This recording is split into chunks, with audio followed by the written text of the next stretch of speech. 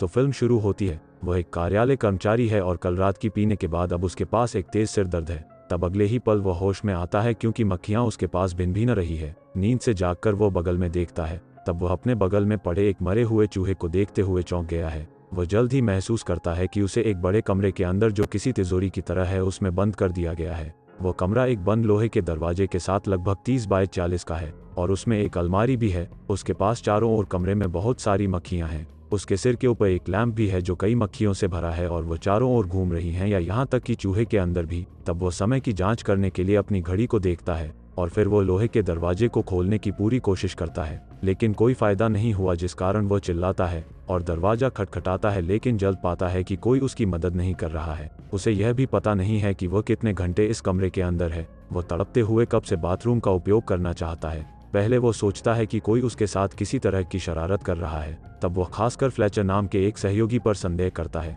वो मजाक में खुद से कहता है कि एक बार जब वह बाहर निकल जाएगा तो वो पहले उसे पिटेगा, लेकिन जैसे जैसे समय बीतता है उसे पता चलता है कि कहीं से भी कोई संकेत नहीं है। तिजोरी के दरवाजे के बाहर वह अपने दोस्त को फोन करने के लिए अपनी जेब से अपना मोबाइल फोन निकालता है, लेकिन मोबाइल में कोई सिग्नल नहीं है। तब वो सिग्नल को पकड़ने के लिए कमरे के चारों ओर घूमता है, लेकिन विफल रहता है। इसका मतलब है कि वो बाहरी दुनिया से संपर्क खो चुका है। जिसके बाद वो अलमारी को खोलने के लिए आता है, लेकिन अलमारी भी बंद है। वह अलमारी के अंदर छोटे छिद्रों से देखने की कोशिश करता है। यह संदेह करता है कि फ्लेचर उसमें है, लेकिन अंदर भी कोई नहीं मिलता है। कमरे में वह किसी छिपे हुए कैमरे को खोजने की कोशिश करता है, लेकिन कुछ भी नहीं पाता है। वह और अधिक हैरान हो जाता है और धीरे धीरे अपना धैर्य खोने लगता है। तब वो गुस्से में अपने सहयोगियों को गाली देना शुरू कर देता है और यह कहकर चिल्लाता है कि वो दीवारों को अपने टट्टी से रंग देगा यदि दरवाजा नहीं खोला जाता है। तो वो अपनी बेल्ट खोल देता है और लोहे के दरवाजे पर अब हल्का होने लगा है। चिल्लाते हुए उम्मीद करता है कि कोई उसकी बात सुनेगा, लेकिन वह धीरे धीरे थका हुआ महसूस करता है और अब शांत हो जाता है,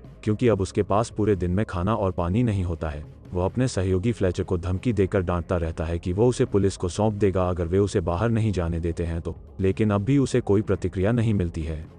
ऐसे ही एक दिन बीत जाता है। वह अपनी नींद से जागता है। वह अपने मोबाइल फोन पर फिर से सिग्नल की जांच करता है, लेकिन वो गलती से फोन को जमीन पर गिरा देता है और अब फोन पूरी तरह से टूट गया है। लेकिन अब बिना पानी के वह नहीं रह सकता, जिस कारण वह जीवित रहने के लिए अपने जूते को उतारता है और उसमें पेशाब करता है। फिर वो प्यास के तहत अपना पेशाब पीता है। अब वह अपने अकेलेपन से दीवाना होने लगता है और भूख उसे पागल बना रही है, जबकि वह अपनी हताशा को बाहर निकालने के लिए प्रकाश ट्यूब को मार रहा है। तब वह अचानक ट्यूब में एक एक चाबी को देखता है, इसलिए चाबी को निकालने के लिए वह तुरंत ट्यूब को निकाल फेंकता है। चाबी निकालने के बाद वह उसका उपयोग अलमारी खोलने के लिए करता है। तब उसे ऑक्सीजन के 2 टैंक और एक हथौड़ा और छेनी सहित कुछ सामान मिलता है, जिसमें वेल्डिंग उपकरण भी शामिल होता है। तब वह लोहे को तोड़ने के लिए अलमारी से हथौड़ा और छेनी लेता है, लेकिन जल्द पाता है कि यह सब बेकार है। तो वह दरवाजे को जलाने की कोशिश करने वाले मशाल के साथ इकट्ठे वेल्डिंग उपकरण के साथ दरवाजे को जलाने का फैसला करता है, लेकिन समस्या यह है कि वो नहीं जानता कि इसका सही से उपयोग कैसे करें। तब वह कुछ ही मिनटों के बाद उसे छोड़ देता है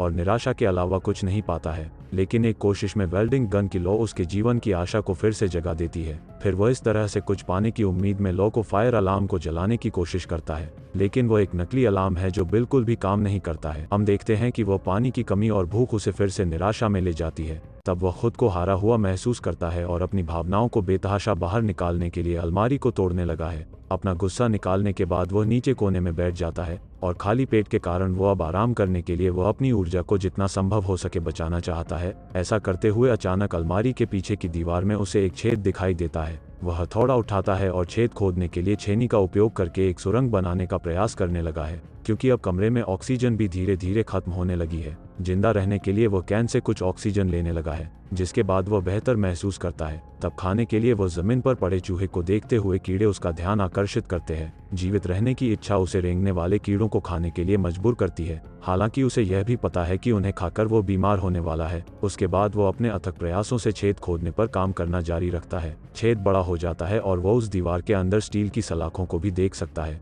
वो स्टील की सलाखों को काटने के लिए वेल्डिंग गन का इस्तेमाल करता है। बड़े छेद से प्रकाश आने के तुरंत बाद उसे एक प्रेरणा मिलती है। अंततः वो दीवार के उस पार निकलने लगा है, क्योंकि इस पल का उसे कब से इंतजार रहा है। अब भी दीवार के अंदर की जगह उसको चौंका देने वाली है, क्योंकि यह उस कमरे की तरह एक समान कमरा है। फिर से दरवाजे को देख वह उसी समय टूट जाता है, यह अपनाते हुए कि उसके प्रयास व्यर्थ हो चुके हैं।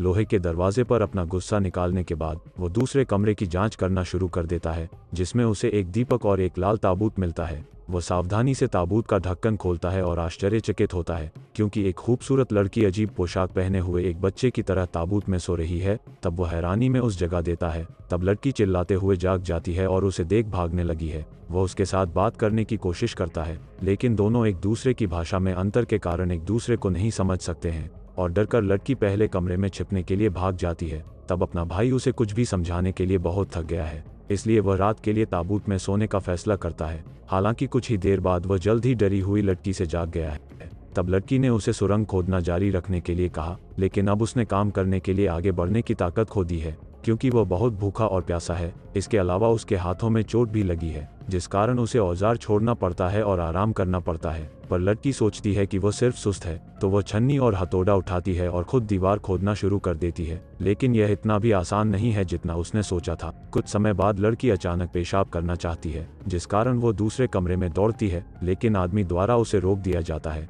लेकिन लड़की समझ नहीं पा रही कि उसका क्या मतलब है। यह पता चला है कि वह अब 3 दिनों से पानी नहीं पिया है और उसका पेशाब उसके जीवित रहने के लिए काफी महत्वपूर्ण है। हालांकि हिचकिचाहट में लड़की उसके जूते में से एक में पेशाब करती है और वह बिना किसी दूसरे विचार के उसका पेशाब पीता है। हालांकि लड़की उसकी भाषा नहीं समझ सकती है, फिर भी जीवित रहने के लिए उसके लाख समझाने पर वह अपना थोड़ा पेशाब पीती है। वह उसे जीवित रखने के लिए मरे हुए चूहे में से कीड़े खाने के लिए भी कहता है, लेकिन वह तुरंत ऐसा करने से इनकार कर देती है। कीड़े खाने के कुछ समय बाद वह फिर से सुरंग खोदना जारी रखता है। तब लड़की हताश महसूस करती है और उसकी किसी भी प्रकार की मदद नहीं कर सकती है, पर उसे आशान्वित रहने के लिए वह एक गाना गाकर उसे खुश करती है। तब लड़की अपने आंसू पोंछती है और उसके साथ गाना शुरू कर देती है। काम के दौरान वह गलती से अपनी उंगली को चोट पहुंचाता है, पर दयालु लड़की जल्दी से अपना दुपट्टा खींचती है। उसके लिए घाव को पट्टी करने लगी है। एक दूसरे को समझते हुए दोनों धीरे धीरे एक गहरी दोस्ती की ओर बढ़ने लगे हैं। आखिर में वे अब साथ में काम करना शुरू करते हैं। जबकि वे यहाँ से निकलने पर ध्यान केंद्रित करते हैं,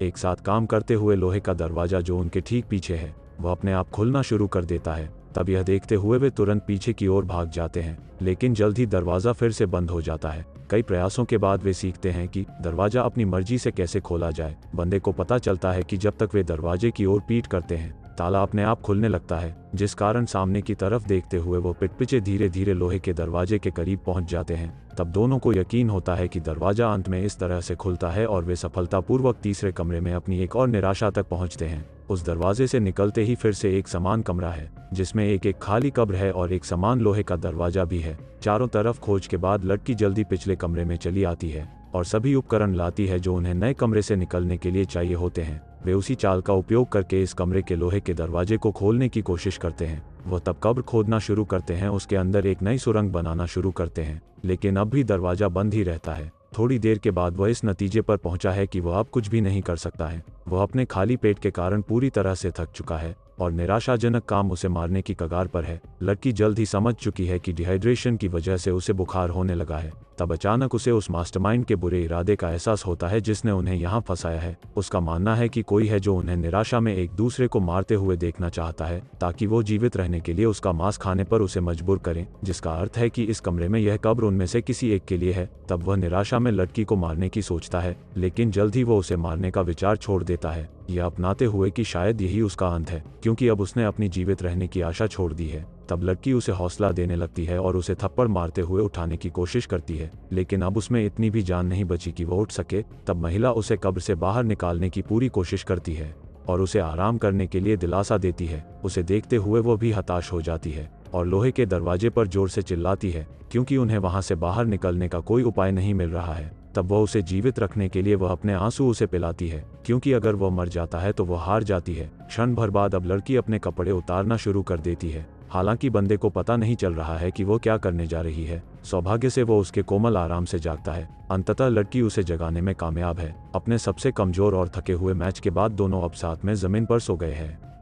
जब वो अपनी नींद से फिर से जागता है तो वो देखता है कि लड़की उसके बगल में ठंड से कांप रही है। तब वह ताबूत से मखमली अस्तर के एक टुकड़े को बाहर निकालता है और फिर लड़की को इससे ढक देता है। ऐसा लगता है कि यह उनकी जीवन की आखिरी नींद है, लेकिन अचानक ताला घूमने की आवाज सुनाई देती है और सौभाग्य से दरवाज़ा खुलने लगा है। वो तुरंत लड़की को जगाता है और पिछली चाल के अनुसार वे मुड़ जाते हैं और उनकी पीठ लोहे के दरवाजे के तरफ रखते हुए बढ़ते हैं, पर वो इतना कमज़ोर पड़ गया है कि लड़की धीरे धीरे उसे दरवाजे की तरफ ले जाने के लिए अपनी पूरी ताकत लगा देती है। और हम देखते हैं कि इस बार एक पूरी तरह से अलग दृश्य उनके सामने आता है, क्योंकि लोहे के दरवाजे के बाहर की दुनिया उतनी ही सुंदर है जितना स्वर्ग होता है, या फिर हो सकता है शायद यह स्वर्ग ही हो। बने रहने के लिए लाइक करें और चैनल को मदद करने के लिए सब्सक्राइब। तो मिलते हैं अगले वीडियो में। Thank you.